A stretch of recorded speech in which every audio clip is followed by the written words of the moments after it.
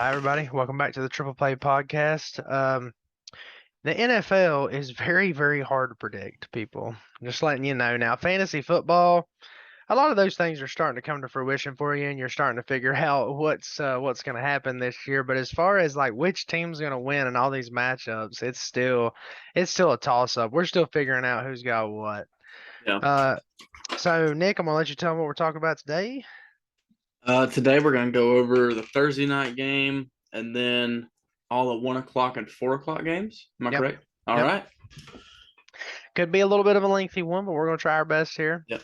And try to, a couple of the lower scoring games would be a lot less to talk about for sure. Yeah, absolutely. So Cleveland Browns moved to 2-1. They win 29-17 over the Steelers.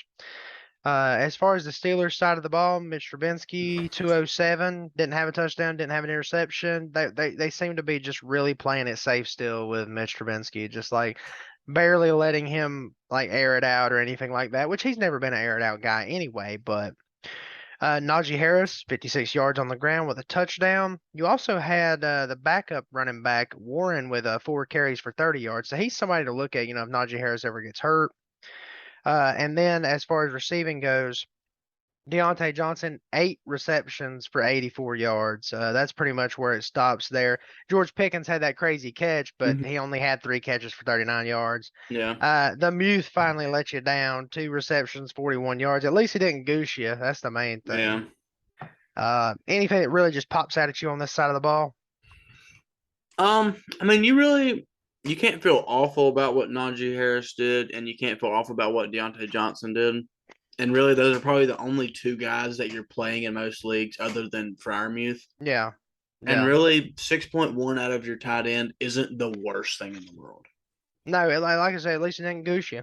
Right. 6 points and zero. That's astronomical difference in fantasy football. Yeah. No, Najee Harris, a lower on the carries because they were behind quite a bit in this game. Mm-hmm. Saved you with the touchdown though, and then as long as Deontay Johnson's getting 10 plus targets a game, got 11 in this one, you're gonna feel good about what he can do, Oh yeah. PPR wise. Um, on the Cleveland side of the ball, Jacoby Beef Brisket, 220 and 2 touchdowns. Looked like a very, very competent quarterback this week. Looked very good. Nick Chubb doing Nick Chubb things, 23 for 113 and a touchdown. Kareem Hunt, 12 for 47 himself. Amari Cooper, back-to-back big weeks, 7 receptions, 101 and a touchdown. David Njoku decides to show up. Okay, after the first week, we said to drop him. We were right. Second week, he didn't do anything either. Then we talked about the other day. We were like, hey, Njoku probably still not playing. You can't. You're never going to be able to get every one of them like guessed right. Like there's always Yeah. going to be some rando guy come out there. And Njoku, to be fair, is not a rando guy, but he's going to have one game out of 5 that are really really good, and you can't guess that. Right. Like you don't want to withstand the bad games for the one pop off. Right. But like I said, 9 for 89 with a touchdown, looked really good. Kareem Hunt added 3 receptions. Other than that, you're pretty much done as far as the receiving. What was the biggest standout for you? Just in the game overall, Yeah, I or, think or it on the has Brown to. side of the ball. Yeah, Probably Amari Cooper because I'm expecting Nick Chubb to do things like that. yeah, But I exactly. mean, I think me and you both advised, and I know that I did drop Amari Cooper after week one, that like pitiful like 1 reception for 13 yards showing or whatever it was, because I was like, all right, he's not the dude anymore. But then back to back 100 plus receiving yard weeks for Yeah, Amari Cooper. So I think maybe if people did drop him, I think maybe you should take a shot on him, especially like if you got a couple of guys hurt or something. He could be a great pickup to put in your flex or wide receiver 3 or something like that. I think going forward. yeah. I think his floor is rising. You don't Mm-hmm. think like you're not worried about him goosing you if you put him in at this point. However, I don't think I'm ready to just say like this is going to be an every week thing Mm-hmm. because Cleveland hasn't really faced a super competent defense yet.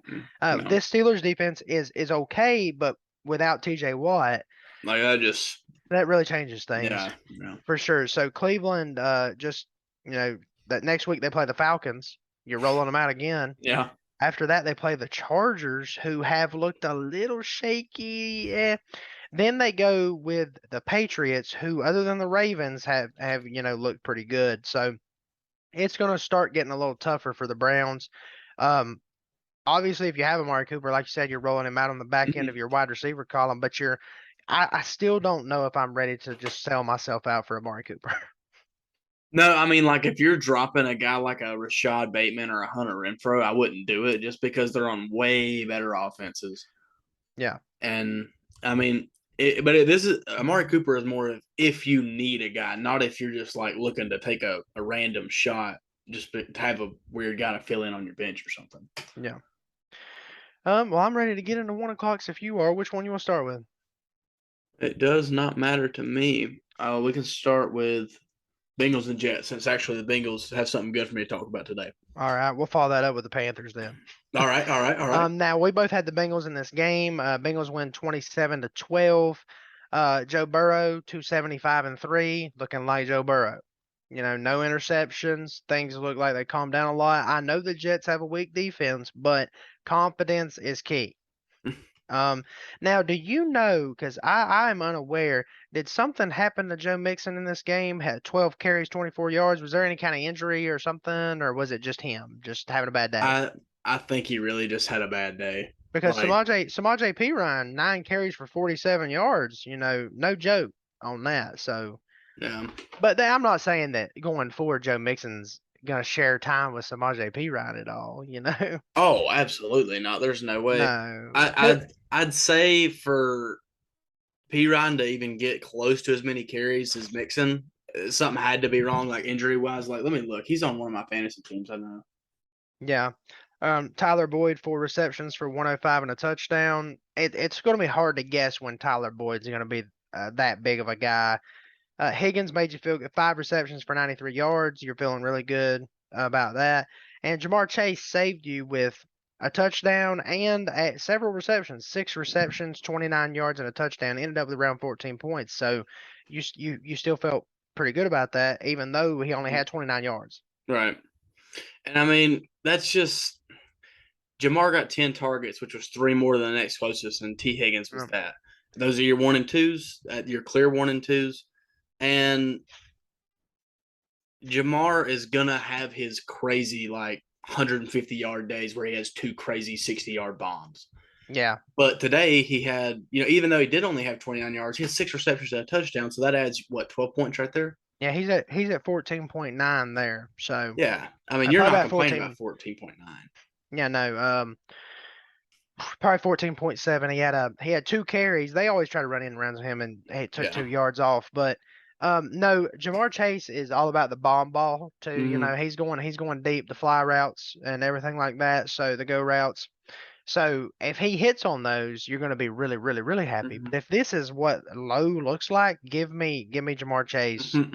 time. So um, as far as, and did you find anything out about the Joe Mixon situation? Nothing on that.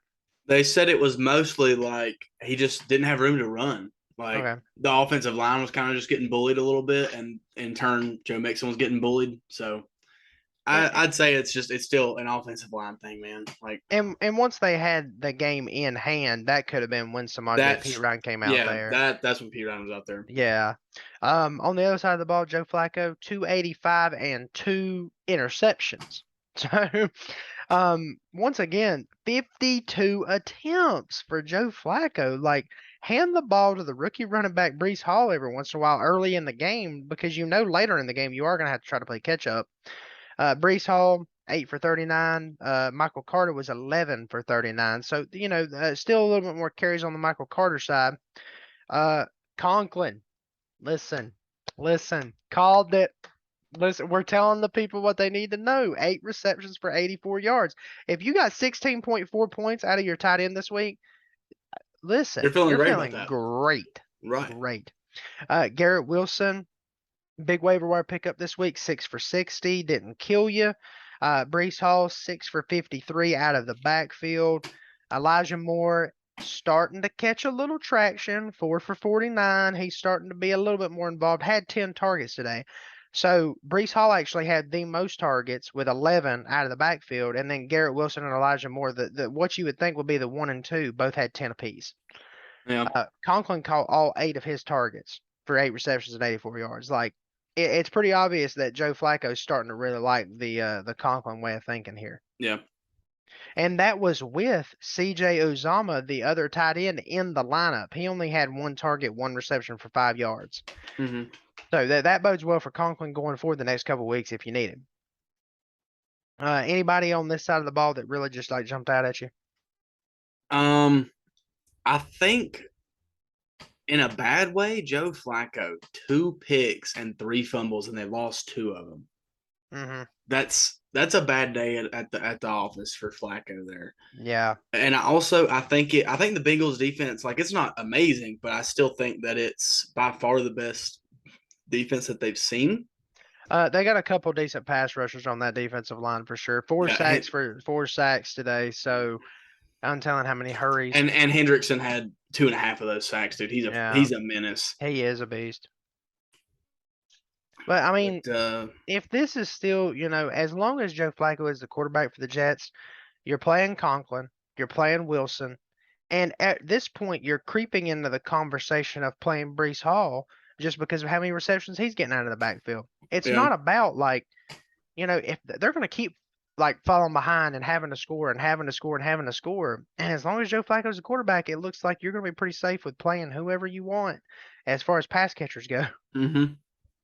Uh, but we'll jump over to the Panthers after that one. All right. Panthers got their first win today, 22-14 over the Saints. Defense carried the way, but we are going to tell you the offensive stats here. On the Saints side of the ball, Jameis Winston, 353, 1 and 2 interceptions. I didn't think Jameis Winston looked particularly bad. Thought he made a lot of good passes, in my opinion. I know he had 2 interceptions. Now, one of them was tipped at the line of scrimmage and then just, popped up and they caught the ball. Not something he can control. I don't know about the other one specifically. But 353, I mean, that's what Jameis Winston does. He's going to throw for an insane amount of yards pretty much every single game. Mm-hmm. Whether it be 5 interceptions or 5 touchdowns, you never know. That's Uh, true. Yep. Alvin Kamara, 15 for 61. What made you frustrated, though, was Mark Ingram got the touchdown. So Mm-hmm. that's frustrating. On the receiving end, Chris Olave, the rookie, biggest game to date, 9 receptions, 147. I have Olave in Yahoo, and I'm looking forward to playing him next week. I don't care who the Saints even play. The Saints play the Vikings. That's going to be great Yeah. because every quarterback's carved up the Vikings so far. Traquan Smith, 4 for 105, and I'll tell you why. Jarvis Landry, I believe, struggled with some injury in this Mm-hmm. game. So he only had 2 for 22. Traquan Smith is obviously the next guy up. And then actually Marquez Callaway got a touchdown in this one. Traquan Smith had a big play. Either him or Olave had a big play down the field. After that play, they signaled to come out, and Marquez Callaway is like the next guy up. So then he comes in there and catches a touchdown pass. Michael Thomas, 5 for 49, didn't kill you. Mm-hmm. He's gonna get his targets, his slant routes, his short routes, his 7-8 yard routes. He's gonna get those every Yeah. single game. So, anything that stuck out to you particularly? I mean, Chris Olave, dude, 9 receptions for 147. Yeah, 13 That's targets. insane. And 13 targets too. Basically almost doubled the targets that Alvin Kamara got out of the Mm-hmm. backfield, and we know he's a target monster too. I do think that the Landry injury probably helped the situation, Mm-hmm. but I think from this point on, you will see Olave being the focal point. Yeah.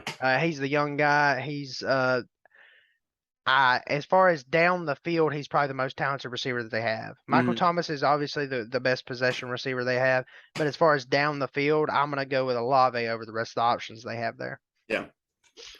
On the Panthers side of the ball, Baker Mayfield 170-1, another game manager style week for Baker. Got sacked 3 more times today. There was a couple times where I felt like it was the offensive line's fault, and then there was a couple times where I could tell that Baker was getting a little gun shy because the offensive line has struggled so much.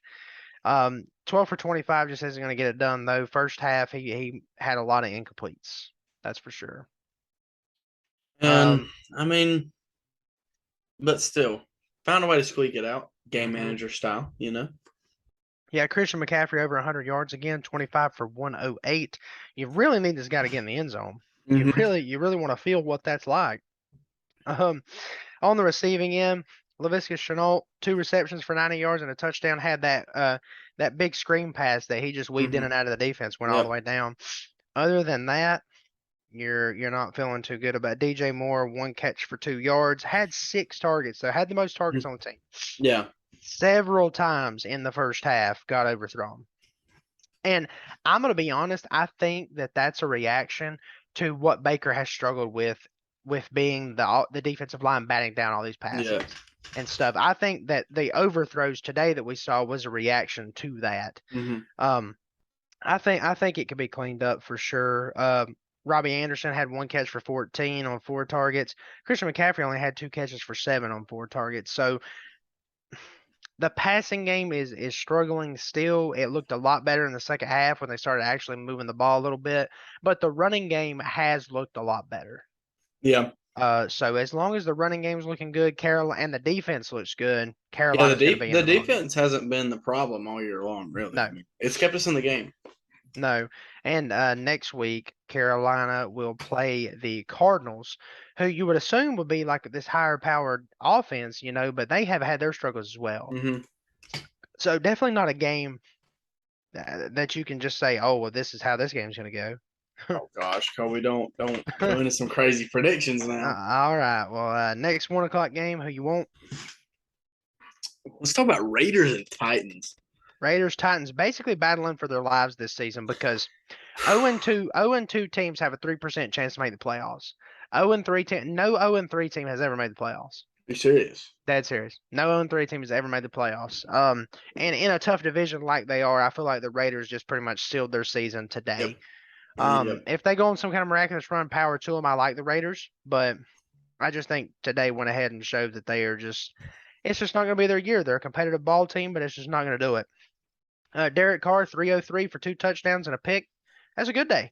That's a great day for Derek Carr. Yeah. 26 for 44, not the greatest, but it's going to get it done. That's pretty good. Um, as far as rushing, Josh Jacobs, 13 for 66 on the ground, had been battling illness leading up to this game, so I feel like you're pretty happy with 13 for 66, especially when he added 5 receptions for 31 yards. This guy right here, Mac Hollins, 2 weeks in a row now, Mac Hollins has been toward the top of the receiving for the Raiders. 8 receptions, 158 and a touchdown. I think it's safe to say that he took advantage of Hunter Renfrow not being there. Look, keep an eye on Hunter Renfrow being available for next week's Hmm. game. If he is not, this Mac Hollins guy is going to be a pickup on the waiver wire for sure. Devontae Adams, 5 for 36 and a touchdown. You're still not seeing a lot of air yards out of a lot of these passes that Derek Carr's going to Devontae Adams with. It's a Hmm. lot of possession catches, and then around the end zone, obviously, he's probably going to throw at least 3 times toward Devontae Adams before they do something else. Darren Waller, only 3 catches for 22, so he had a down week this week. But like I said, Mac Hollins just seemed to be the guy, and I respect a quarterback that gets it to the open guy. I really do. Obviously, fantasy owners of Devontae Adams and Darren Waller probably disagree. I mean, but Devontae Adams had 10 targets though, so he was tied for the Yeah, most targets on the team, yeah. and I think it's really like it's a Derek Carr problem. I think I've Devontae Adams. It's never been a Devontae Adams problem. No, Derek And Carr's never been a down the field prolific passer right. either. We saw a little bit of it back when Henry Ruggs was with the team, um, but it's never been that. And maybe Devontae Adams isn't that at this point. Mhm. I I don't know.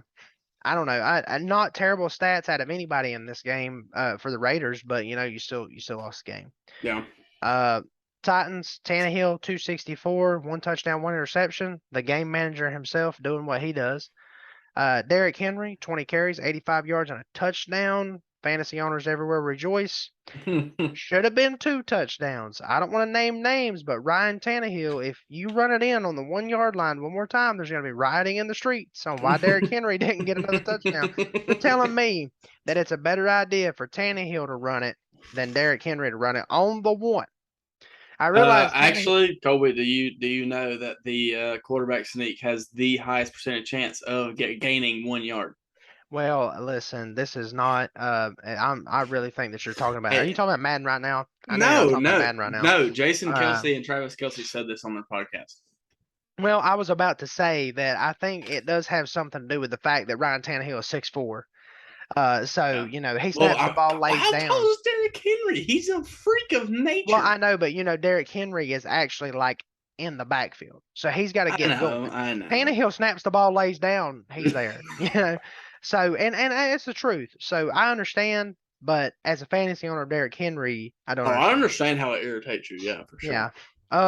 Receiving wise, Robert Woods 4 for 85. You like to see him get involved finally on 9 targets. So it looks like they probably are trying to go to the guy that they actually picked up in free agency. Robert Woods always starts out the season slow back when he was with the Rams too, and then would come around. Derrick Henry 5 for 58 through the air. Now that is what you have never really seen a ton of out of Derrick Henry. And Mm. if you're seeing that out of Derrick Henry, it's going to be a good year.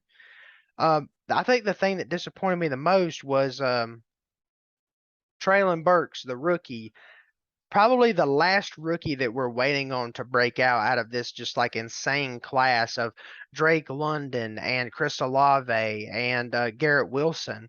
He's the last one we're looking for to break out. Only had 1 catch for 13 yards today on 2 targets.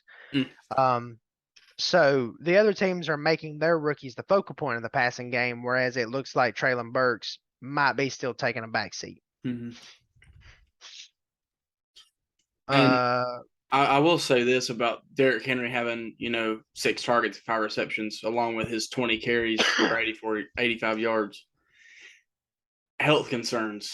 Don't kill him. Don't Christian McCaffrey him. Yeah. I get it. You need to give the ball to your superstar, and that's what he is, your superstar. But you can't kill him at the same time. It's a marathon, not a sprint. Well, I think that once you put a team back against the wall in an 0-2 situation, you're going to see a lot more Derrick Henry. And Yeah, I know if that's they true. get up and they're coasting a little bit, then obviously he'll probably come out a lot more. Though you probably see a lot more of the backup running back. And in this game, you saw, let me see right here, Hilliard he only ran 2 times for 14 yards. I don't know when that was, but you could see a lot more of him in games where they're way ahead. You're going to see a lot more of him in games where they're way behind. Yeah, But I mean, this game was like within 2 scores almost the entire time, so you're not benching anyone in that scenario, especially not with how the NFL's going this year. Yeah, My lord! I mean, with a good team that should be aspiring to be in the playoffs, Right? they're like, gosh, just give Derrick Henry the ball for a little while. We're gonna have to get a couple wins under our belt.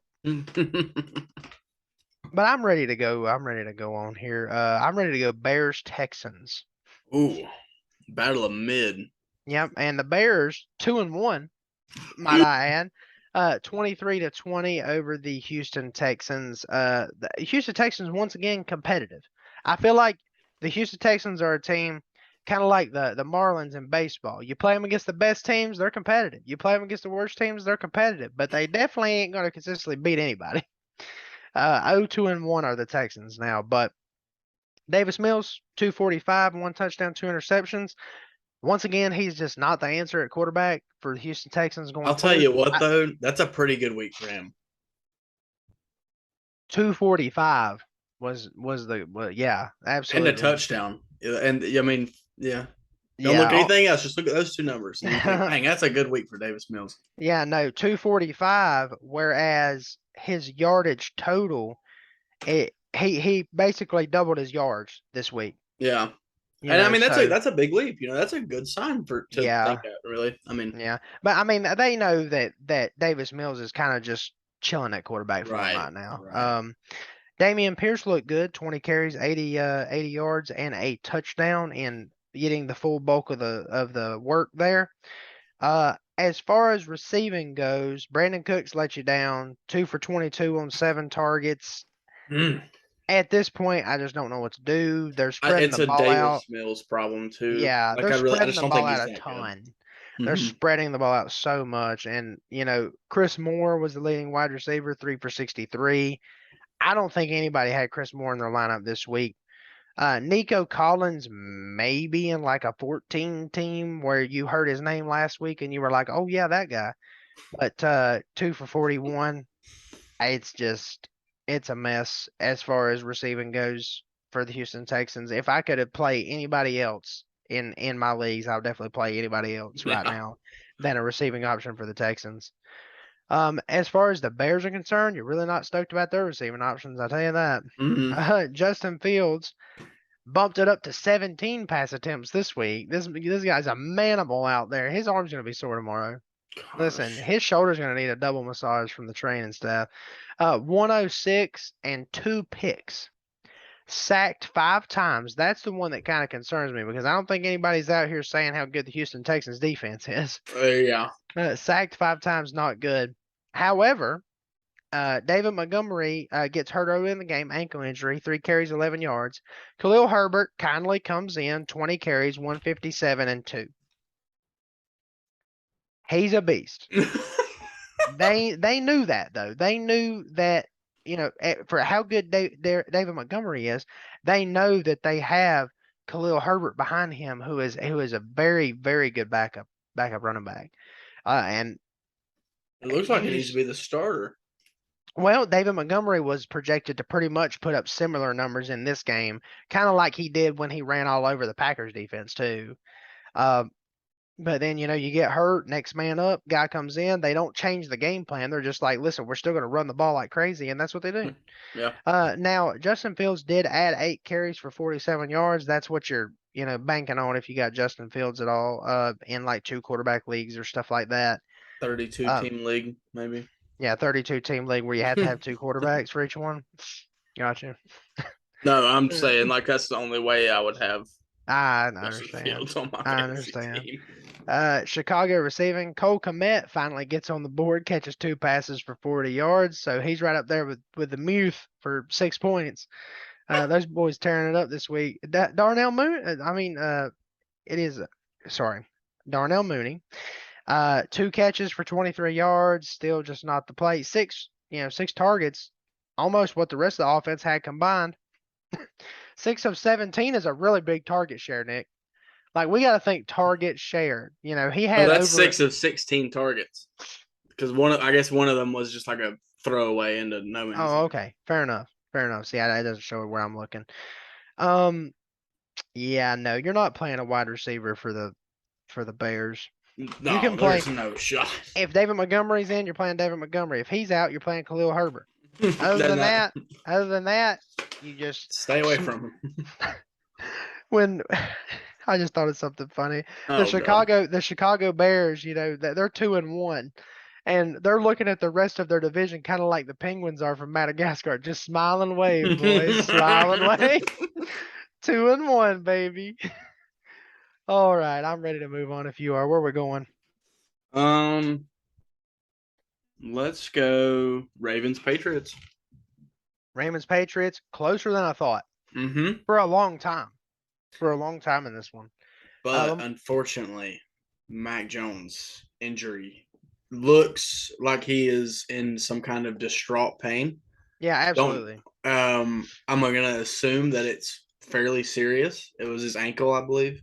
Yeah, we'll wait till tomorrow. They'll definitely have X-ray results. Yeah. I'm not so sure they might not have them already tonight, but they will probably do more thorough, things tomorrow. He looked like he was hurt. He looked like it really hurt him.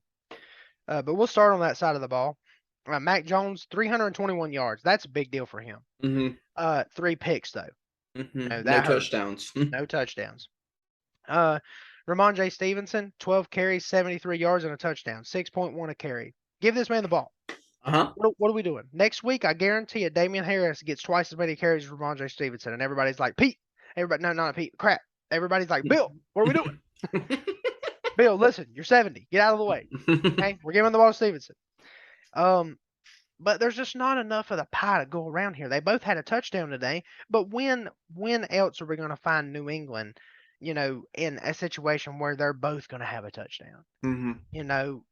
This Ravens defense hasn't shown the ability to truly, truly stop anybody either. So they just haven't been They're great. taking that Chiefs mentality, just outscore everyone pretty much. Exactly. Receiving wise, you didn't have Jacoby Myers in this one. He was a game time call. He didn't play. So Devontae Parker, kindly 10 targets, 5 receptions for 156 yards. That's what you would expect. He's the next guy up.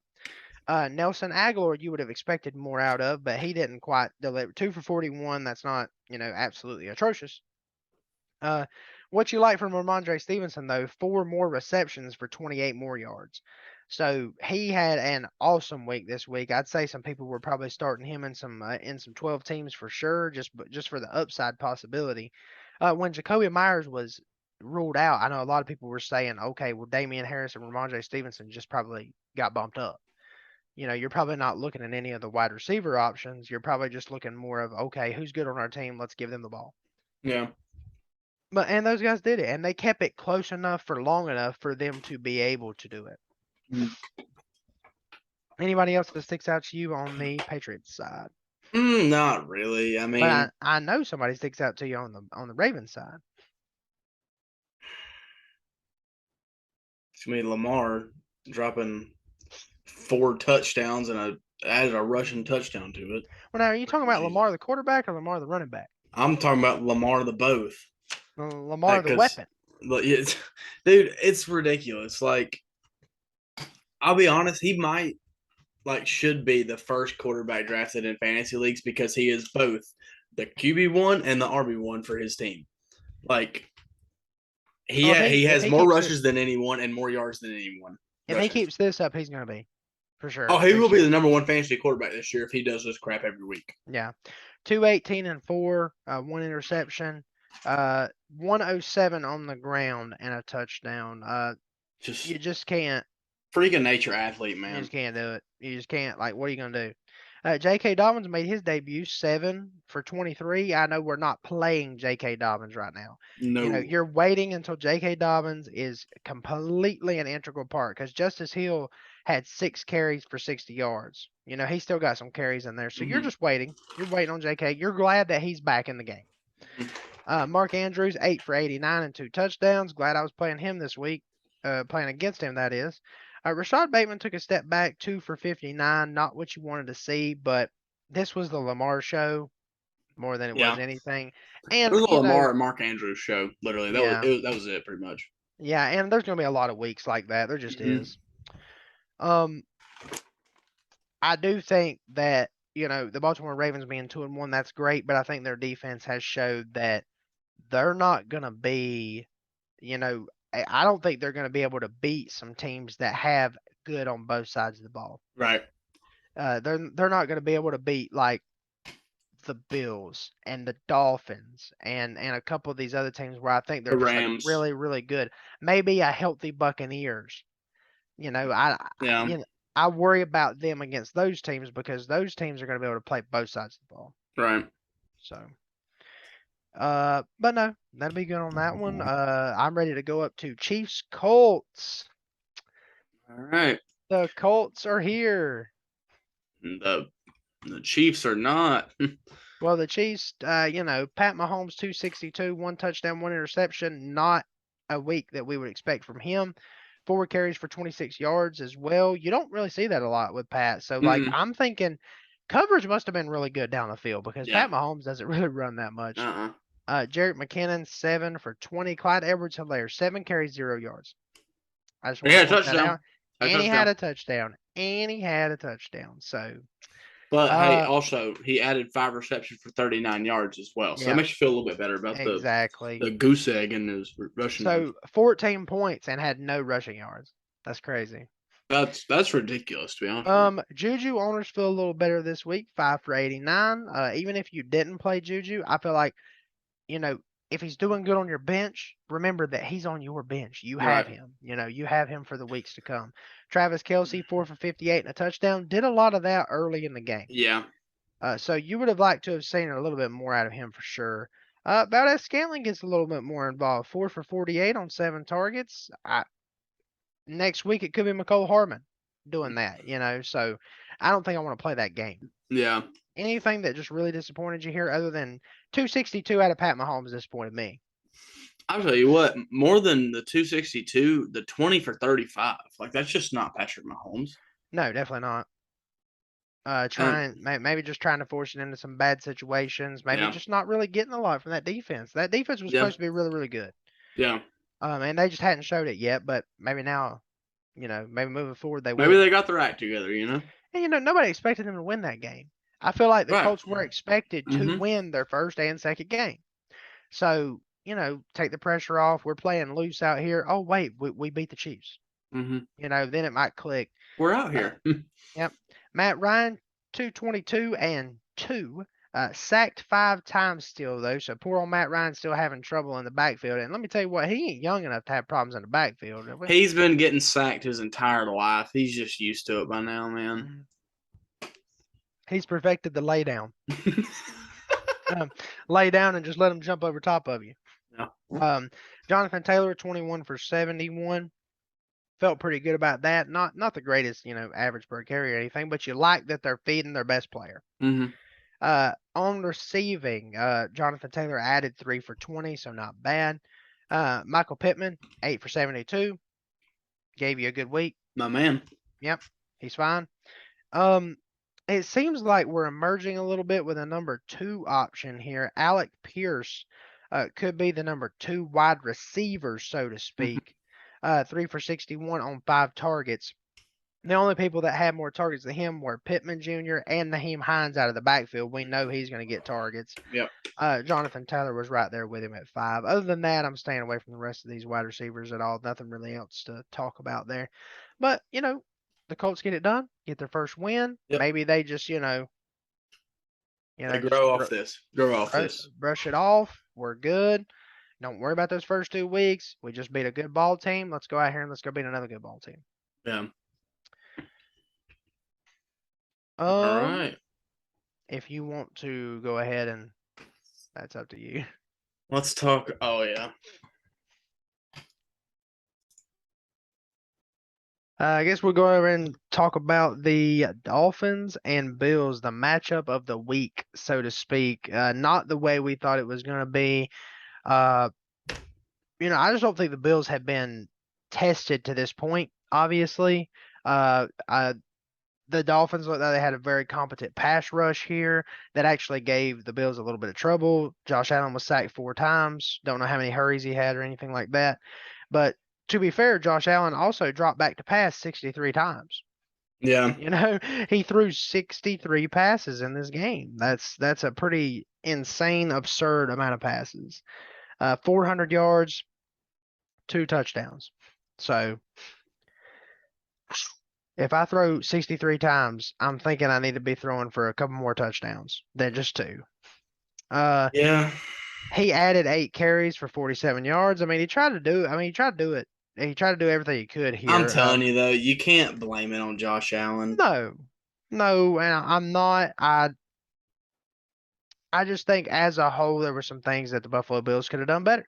And the Dolphins actually just capitalized and done what they needed to do to win the ball game. Zach Moss, 4 carries for 46 yards. Mainly all of that came on one big long run down the right sideline, though. So Devin Singletary only 9 carries for 13. So that didn't look very good. But Devin Singletary, 9 receptions for 78 yards and a touchdown on 11 targets. That looked really good. Stephon Diggs, 7 receptions for 74. You said that he was struggling with cramps throughout the game, too. So 7 for 74 while cramping. Not a big deal. Yeah, if 7 for 74 is your bad week with cramps, you're feeling just fine about Stephon Diggs. No worries. Isaiah McKenzie emerged a little bit here. 7 receptions, 76 yards, and a touchdown. Again, whenever you throw the ball 62 times, some other receivers are going to get some love. Yeah. Gabriel Davis was back in the lineup, but only 3 for 37 on 6 targets. He had a couple of situations where he actually caught a touchdown and, went to he caught it, come down, went to plant both of his feet and everything and get everything situated. and the defender reached up and around him and ripped the ball out. So just like a last second thing at the very last second of not counting for a touchdown. Just a freak thing and a good play by the defender. The only other one that I would talk about really would be like Dawson Knox, 4 for 25. You know, I I don't think Dawson Knox is a guy that I'm looking to stream ever really at this No, point. not anymore. I thought coming into the season I was a little higher on Dawson Knox just because I last year Allen liked him around the end zone, especially early in the year. And I mean, I just feel like every quarterback likes their tight end around the end zone. It's just a big body. Yeah, And I think having three pretty competent wide receivers kind of hurts, like yeah, Diggs, Davis, it's and now McKenzie as well. yeah. And then who knows how often they're going to do this with Devin Singletary. You know, Yeah, true. those targets could be going to Dawson Knox. Right. So on the Dolphins side of the ball, Tua, back to Tua, 186 and 1. That's a Tua game if I've Yeah. ever heard one. Chase Edmonds, 6 for 21 and 2 touchdowns. Bite me. I like what? You know, I don't think a lot of people were probably wanting to start Edmonds after last week anyway because he kind of played second fiddle to Raheem Mostert. Yeah. Then Raheem Mostert comes out there 8 for 11, no touchdowns, and Gosh. Chase Edmonds gets both the touchdowns. So it's just weird. And this one was weird receiving wise too for Miami. Uh, Last week they really were just like Jalen Waddle, Tyreek Hill, everybody else, just be quiet. Right. Jalen Waddle still 4 for 102 on 6 targets. Tyreek Hill just never really hit the home run route. 2 for 33 on 4 targets. And then you had, you know, a couple guys that just some different people here. Chase Edmonds added a reception for 6 yards. They didn't have to do much. You Yeah, know, the Bills didn't make him do much, to be honest with you. Like, if you looked at the like what is the team total yardage like comparison? It has to be ridiculous. I do not know. That is a good question. Let's go team stats. Team stats, total yards. Oh, well, I can just do comparisons for the two things. As far as rushing, 115 to 41, Bills. As far as passing, 382 to 171, Bills. It's not close. So you know, No, it's 400. You're four yeah it's, four yeah. 497 to 212. I see the total now right here. Like, dude, 497 to 212. that's just so confusing. Like, I see here Allen fumbled 3 times. He recovered one and lost one. Now, what happened to the third one? I mean, I don't know. Like I said, I don't think Allen's. Allen hasn't seen pressure like that this year. I don't think Yeah, he's really used to getting that kind of treatment. yeah. I just and I'm interested to see like where these fumbles were. Like if they were recovered on like the 4 yard line and just you're not going to get big yardage on that, but you're going to get your touchdown. Hmm. And maybe that's why, or maybe the Bills had their long 95-yard drives or whatever, and but didn't score a touchdown, and just Now, it's just weird. I know one of them was a situation where he had the arm back and it kind of just like the guy come around behind and just like hit the arm as it There's nothing he can really do about that. I no, mean, and then the other one was another situation where he was kind of like going between, he was drawing back, drawing back, mhm. drawing back, and a guy come around behind him once again, just like club the hand. So, I mean, it's just a situation where he's getting a lot of pressure from behind him that he's not used to getting. Yeah. And Uh, was it a situation where he could just take a step up and avoid that, and like he just didn't feel the pressure, or is it just tough I don't crap? know. I mean, I don't know. I know you were To be probably honest watching the with you. Panthers game, and I was watching the Yeah, Bengals game. no, I saw those highlights, but I didn't really Yeah, pay too much attention to it. I honestly thought the Bills would still win the game. So, yeah, I did too. and obviously they won the yardage battle. So, Yeah. but moving right along here, we gotta get moving a little bit, I guess. Detroit Mhm. Lions and Minnesota is where I'm headed next. Minnesota gets to win 28-24. couldn't have convinced me that Minnesota was going to win this game after like the first quarter. Yeah. Definitely thought the Lions were going to have this one in hand. The Lions are the nicest 1-2 team I've seen, for sure. Yeah. Jared Goff 277 for a touchdown and interception. This is the situation that's weird. DeAndre Swift has a shoulder issue. Not sure what's going on with that. 7 carries for 31 yards. Jamal Williams capitalized 20 carries for 87 yards and 2 touchdowns. I'm very upset. Obviously, DeAndre Swift in both leagues. Listen, dude, I'm gonna be mad about this tomorrow. Josh Reynolds 6 receptions for 96 yards, slowly emerging as a possible number 2 guy. Behind Amon-Ra St. Brown, he had Mhm. 6 receptions for 73, obviously. TJ Hawkinson vultures the touchdown, 3 for 18 and a touchdown on 4 targets. DJ Chark still gets 6 targets, 3 for 46. Again, he's a home run hitter.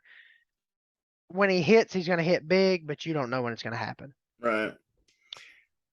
And I mean, still the Lions have competed in every game this year against teams that 3 weeks ago I would have said would slaughter them. And I think they're going to continue to do so. Next week they have the Seahawks. I think that's a Oh, pretty I good think win that for might them. be a blowout for them. Then the week after that it's the Patriots, and you don't even know if the Patriots are going to have their quarterback by that point. So Right. on the other side of the ball, Kirk Cousins 260 and 2, a nice easy smooth stat line there, nothing foolish. Dalvin Cook 17 for 96 and a touchdown. Alexander Madison 7 for 28 and a touchdown. The news is Dalvin Cook has dislocated his shoulder again. Team says he'll be fine. I don't know what fine means. Is he going to play this week? Is he going to play next week? We don't know. We'll let you know when we know. As far as receiving goes, Adam Thielen gets on the board, 6 for 61 on a touchdown. KJ Osborne, 5 for 73 and a touchdown on 8 targets. Both those guys with 8 targets. Irv Smith Jr. let me down a little bit, 2 for 32 and on 6 targets, though. Still had the targets at least. Justin Jefferson, 3 for 14 on 6 targets. What's going on there? Thoughts, Nick?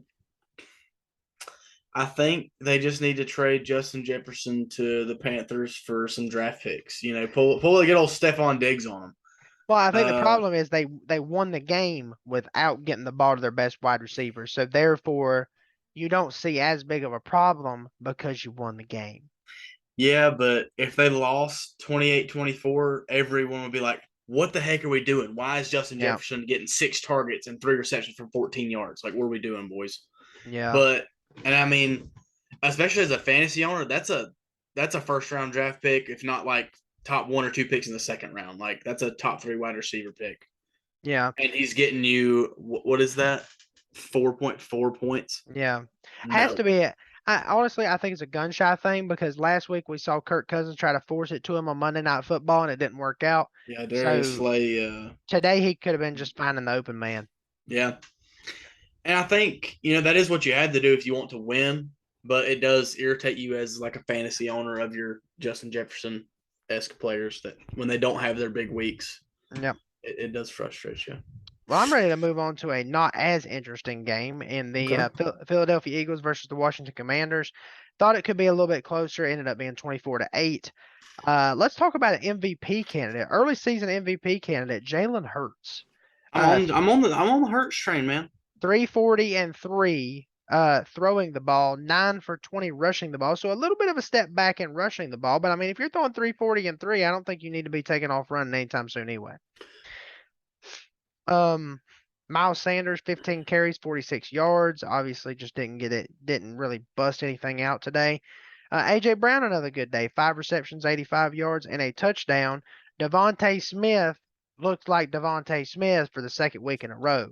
8 receptions, 169, and a touchdown on 12 targets. Had 2 more targets than AJ Brown, but Jalen Hurts is doing what we wish a lot of other quarterbacks would do: 22 targets for Devontae Smith and AJ Brown. Yep. Everybody else combined for, I think it's like 11 or 12. 12. Yep. Yep. And I think Goddard probably would have had more if he wouldn't have went to the locker room early with injury. Yeah, and that Yeah. might be why the 10 and 12 with Smith and Yeah. Brown is there. I could see Goddard being the next guy up there with like 7 to 8. Yeah, and I'd see like Brown going down to 7 or 8, and then Smith going down to like 10 or 9. Yeah, and I think it's going to be any given week that AJ Brown's going to be the leader in targets. Then maybe Right. next week Devontae Smith. But as long as they're both getting enough of the pie, you're happy. Right. But Goddard had scored early, 3 for 26 and a touchdown, and then went out with injury. So if he's okay, he's definitely going to be the third guy. Yeah, and I know you said that you had it as a closer game. What was the score you thought it would be? Oh goodness, I can't even remember at this point. Oh, I'll just be honest with you. I don't know. Maybe like a 27 to 24 battle or something like that. Lord, I had it down as 28-10. Like, Yeah. I was close, but I mean, I'm not overly impressed with the Commanders so far. I'm But, actually surprised that Carson Wentz's stat line looks as mediocre as it does, considering what it was and after the first half. yeah, After the first half, it was just plumb pitiful. But he ended up with 211, no touchdowns, no interceptions. Brought it back at least a little bit. Still threw 43 times. Still completed 25 passes. Antonio Gibson, 38 yards and a touchdown, rushing the ball. Other than that, Terry McLaurin finally got his 6 receptions for 102. A lot of that was in the second half when they were coming from behind. yeah. Curtis Samuel still 7 for 48. He didn't kill you. Jahan Dotson killed me, 2 for 10. Yay.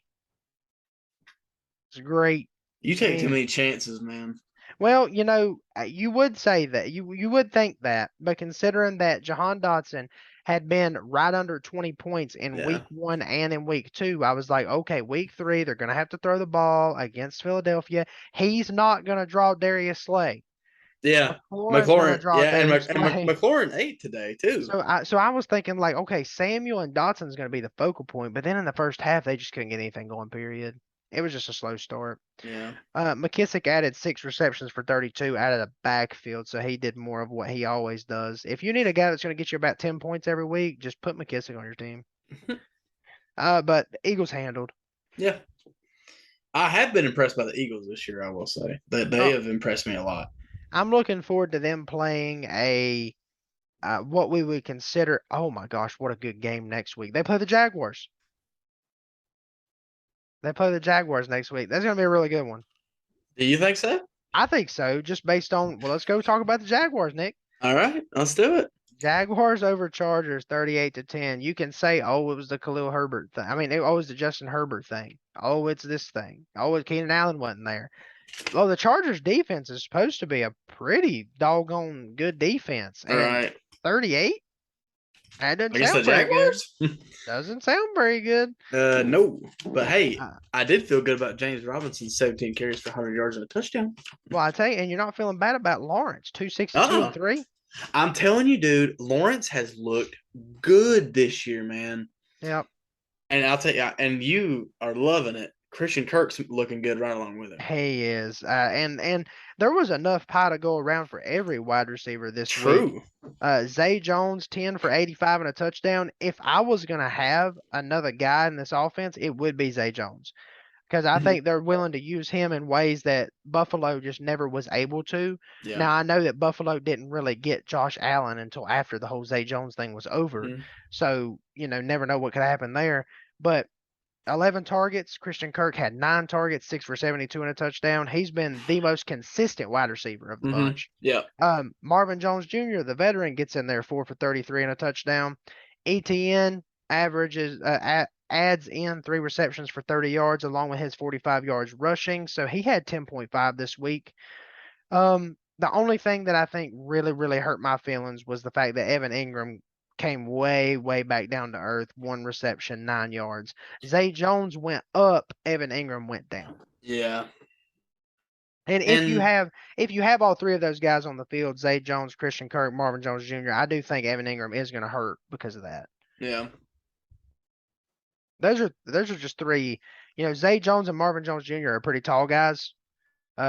And let me just double check or whatever. Zay Jones is 6'2", so that's pretty decent. And then Marvin Jones is 6'2". Now Christian Kirk is a little bit more of the slot guy at 5'11", but if Christian Kirk is the slot guy going across the middle, that's where Evan Ingram's supposed to be. So that's what hurts him. All right, you want to talk about this disappointing Chargers team? Not a lot to talk about here. Herbert's lucky that he threw for 297, in my opinion. Yeah. 297, 1-1. In the backfield, got old Austin Eckler, 4 carries, 5 yards, 1.3 a carry. Sony Michelle out carries him, 5 carries for 22. It's just pitiful. Josh Palmer actually with Keenan Allen out, still a very, very competent start, 6 for 99. Yeah. I do think that once Keenan Allen is back, though, that immediately just slams the door on Josh Palmer a little bit. Austin Eckler, 8 for 48. So he still just like gets a competent fantasy day out of it. He didn't hurt you. He didn't give you what you wanted, but he didn't absolutely kill you. And it's going to continue to be this way. And it's Trade sad. him. He's bad. He's not a good football player. Trade him.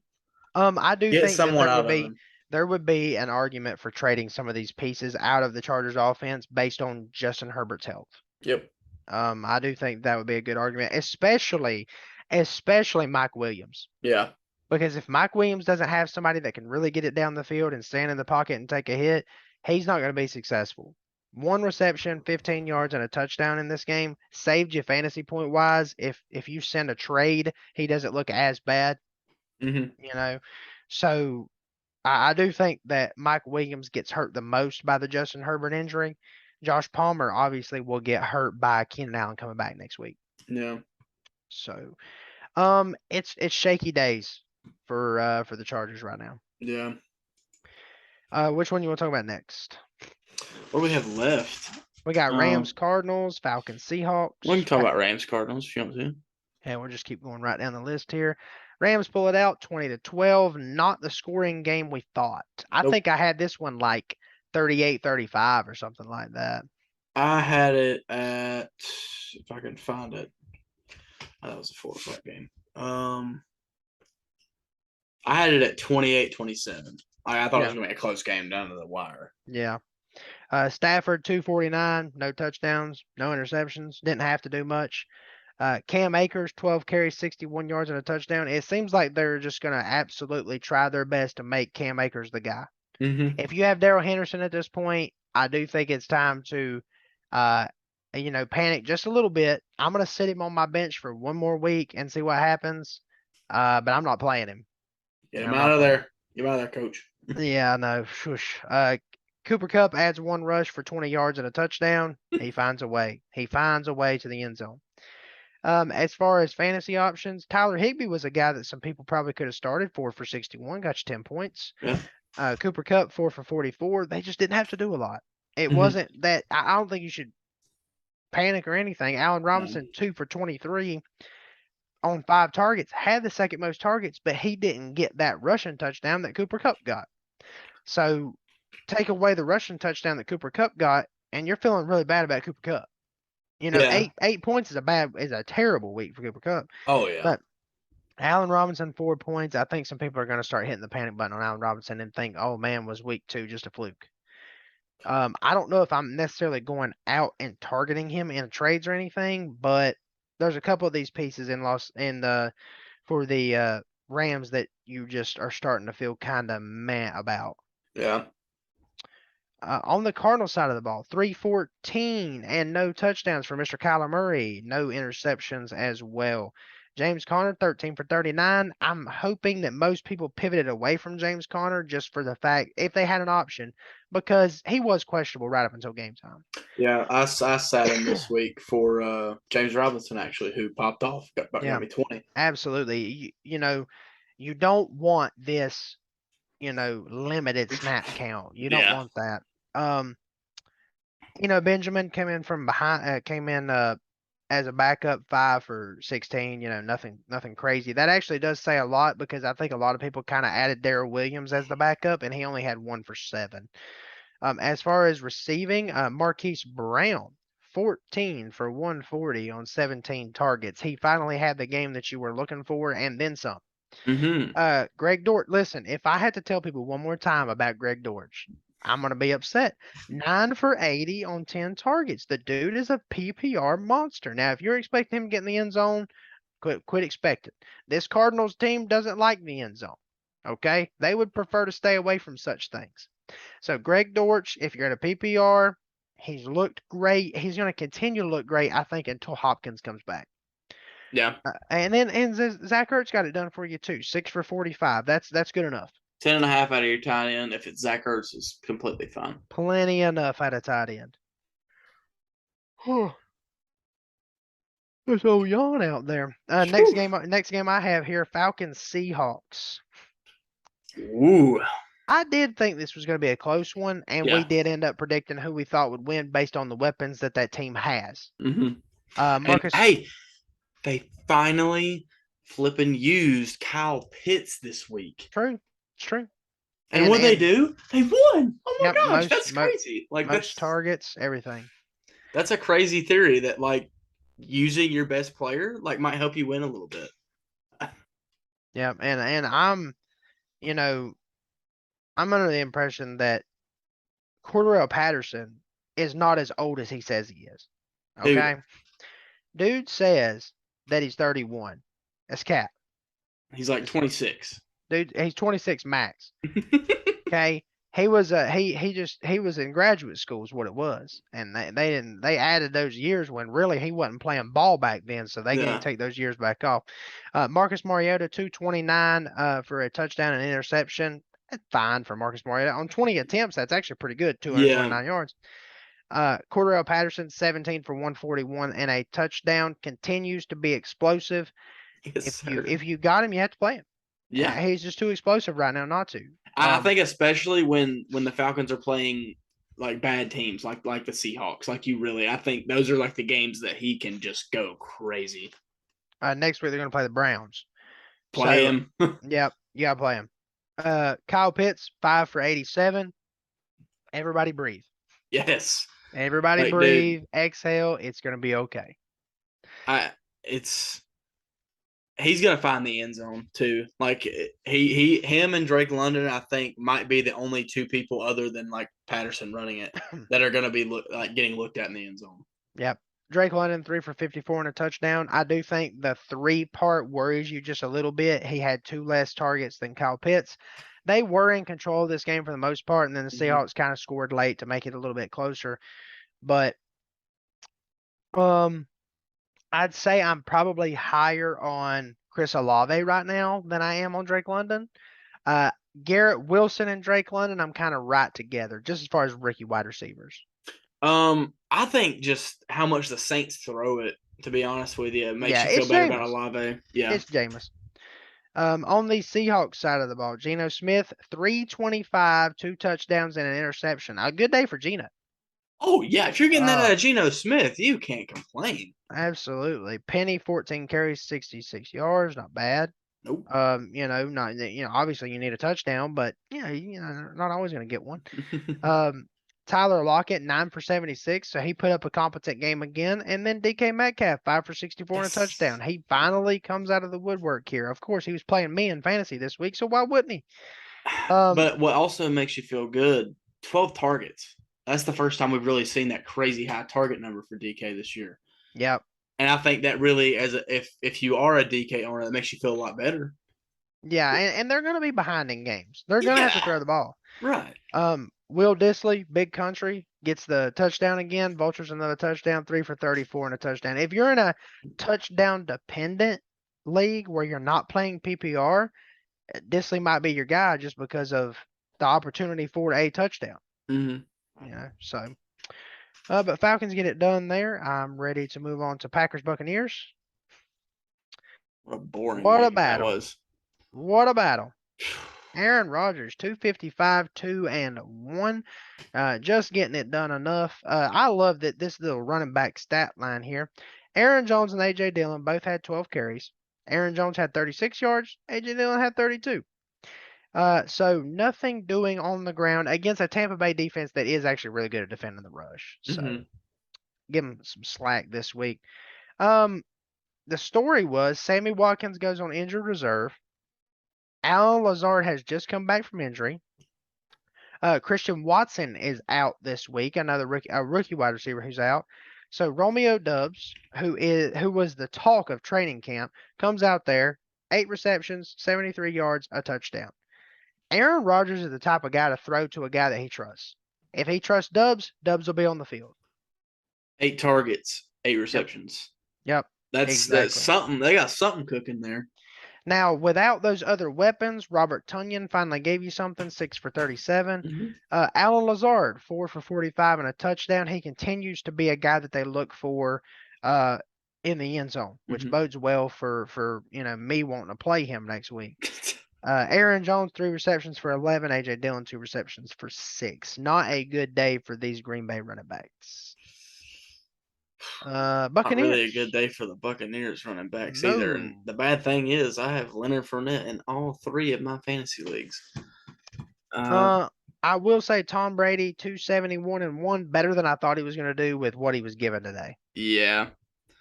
And Russell Gage, 12 receptions, 87 yards, a touchdown on 13 targets.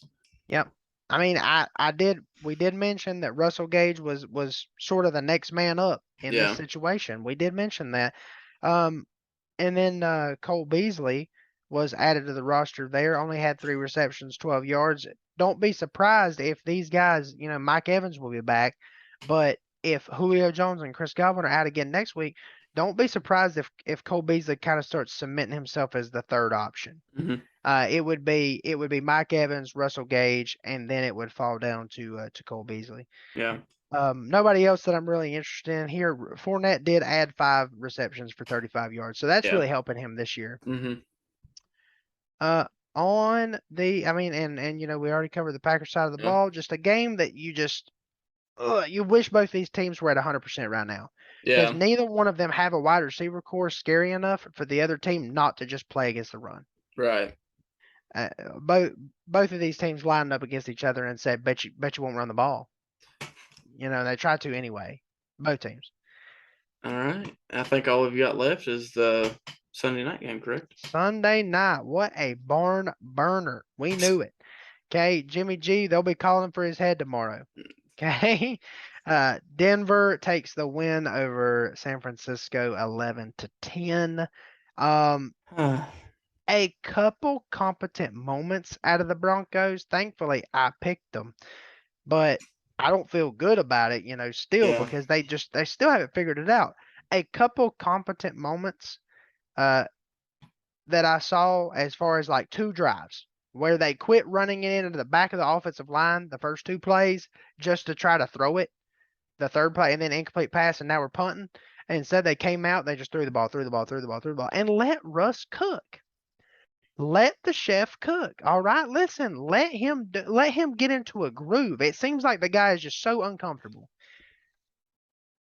Yeah, I mean, I like Russ. I've never really seen him be like bad, but I mean, I am worried, like really worried about Russ. Yeah, it's just overall not looking much better. Yeah. Just the play calling and everything that has to do with that. Russell Wilson had 184. That was it.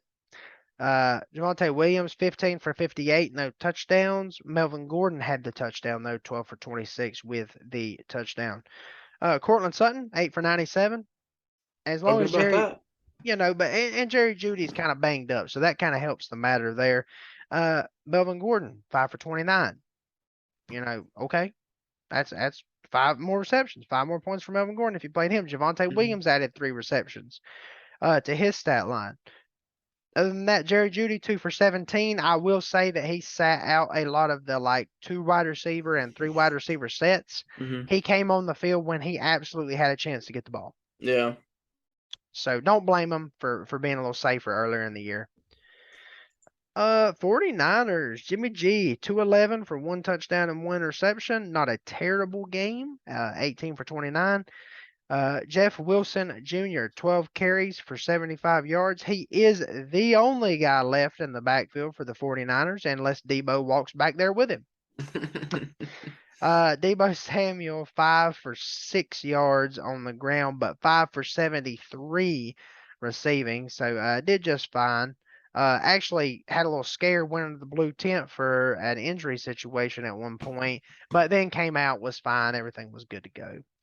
Brandon Ayuk had the touchdown, 3 for 39 and a touchdown, and I feel like he did all of this the very first part of the game. Yeah. So that doesn't make me feel better about what's going on. Um, Jeff Wilson Jr. added 3 receptions for 31 yards. George Kittle gets in on the action this week, 4 for 28. If you had him, you probably started him. 6.8 is not going to absolutely kill you, but they are going to continue to get Kittle more involved going forward. Yeah. Anything that really just upsets you about the 49ers in this one?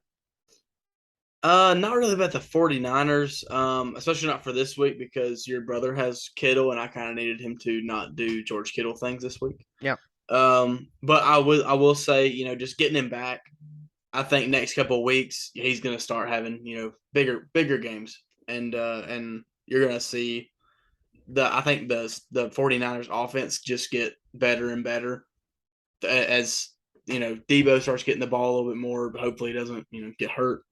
And once Kittle gets the ball a little more, I think they'll look a lot cleaner. But overall, just a sloppy game. 11-10, that's just weird.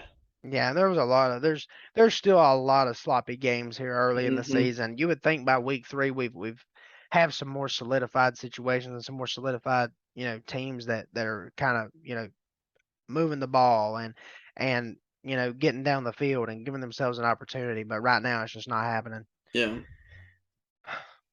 Well, I know tomorrow we'll be covering the Monday Night Football matchup. Yeah. And I think we're going to there was one more thing we were going to do tomorrow on that video. I can't remember what I sent you, but I guess it's going to be a surprise because I can't remember. All right. Tell them what to do. There's going to be a video under Colby and an option to subscribe under me. You're going to have to hit that subscribe button and go watch that recent video. And then you're going to have to let us know, if your team won or lost. If you started any fantasy options that we recommended and they popped off for you, helped you win. Or if you started a guy that we recommended and they sucked, you can come hate on us a little bit. Yep. But listen, if you started Tyler Conklin or Greg Dortch, I'm taking full credit. You can have credit for it, dude. Yes. All right. Thank y'all. Thank you.